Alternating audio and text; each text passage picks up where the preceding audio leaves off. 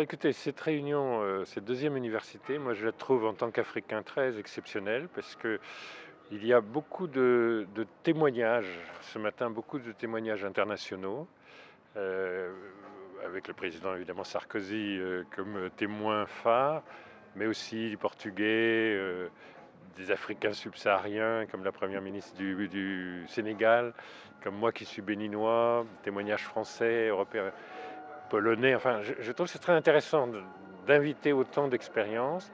C'est très intéressant que les chefs d'entreprise, alors que nous regardons en Afrique subsaharienne le Maroc comme un leader, comme un phare, en train de tout réussir, se disent non, non, on peut faire beaucoup mieux, en fait, notre modèle est à repenser, il faut aller plus loin.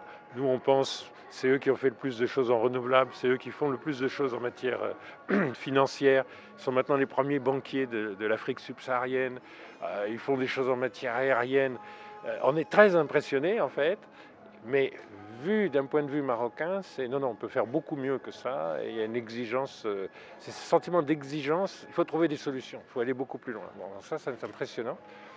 Et là, l'entrepreneuriat, qui est le thème central, est aussi intéressant parce que dans toute l'Afrique, on a un problème de faire entrer les jeunes sur le marché du travail.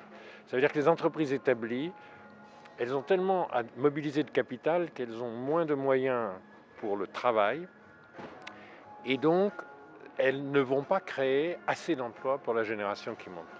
Et donc, il va falloir créer son propre emploi, ou bien développer des petites entreprises, parce que paradoxalement, plus l'entreprise est petite, plus elle a la capacité de créer des emplois. Plus elle est grande, plus elle fait des gains de productivité, et en fait, elle a tendance à réduire les emplois. Donc, c'est une problématique qu'on a dans toute l'Afrique, y compris au Maroc. Au Maroc, vous avez une jeunesse bien formée. Évidemment, les Marocains ont parfois l'impression que l'éducation est un grand problème.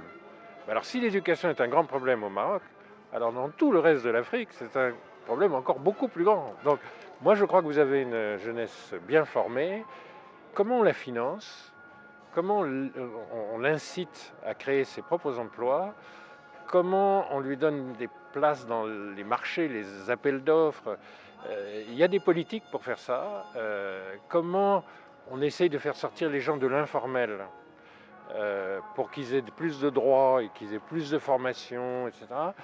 C'est toutes ces problématiques. Vous êtes un peu le laboratoire, en fait, pour l'Afrique.